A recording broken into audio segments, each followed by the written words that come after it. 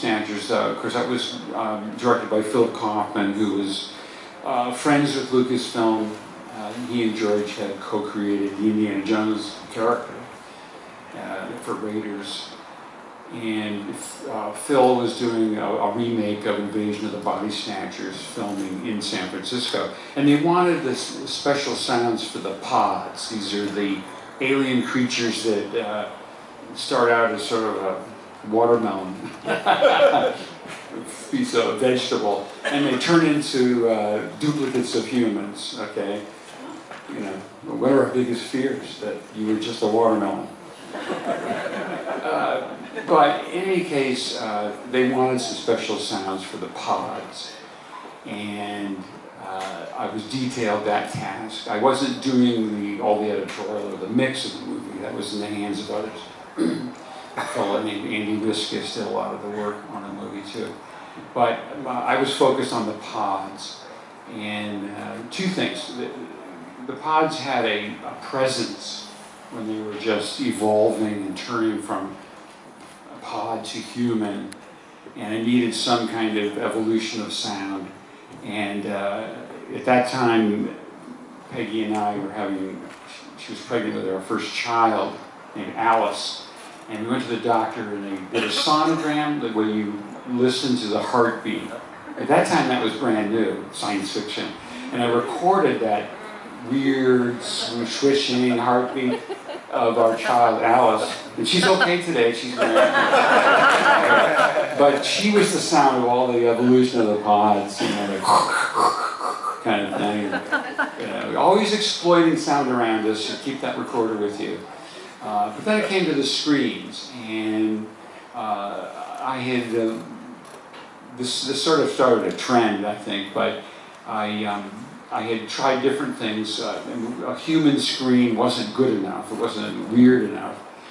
I had recorded some screaming pigs. And don't ask me how you get a pig to scream, because it's not pleasant for the pig. I didn't do it, but the guy that owned the pig, you know, kind of held it up by its feet, you know. Yeah, anyway, it's a great scream, though. It has all kinds of shrieking, whistling to it. And the pig's okay. It went on becoming breakfast for someone, eventually, I guess. But the trick was to take, you wanted to have a scream that lasted much longer than a normal scream. And you take a scream and you take a recording of it and make a copy and then reverse that copy so it's backwards, and then splice it to the forward plane. So you get a scream that builds and then stays big, and it goes all the way to the end. And you don't run out of air, so to speak. You know, and normally when you scream, you're running out of air, and it kind of dies toward the end. But this gives you a superhuman effect of strength. It's as strong at the end as it was at the beginning. And you could make it as long as you wanted. You could stretch it out. So that's what happens on the screen. It has that long sequence, preceded by near silence, by the way. Exactly. So that's important. It comes as a shock because of the way it's put into the film, and that was the screen. So I'll just say one last thing. I kind of learned an idea of the extension by analyzing the Tarzan yell in the old movies. The Johnny Weissmuller Tarzan yell, famous from the 1930s. I did a lot of studying trying to figure out how they did that.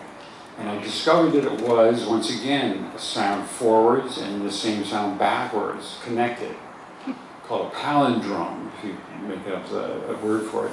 Because it gives something that's, it sounds human, but then it does something a human can't do.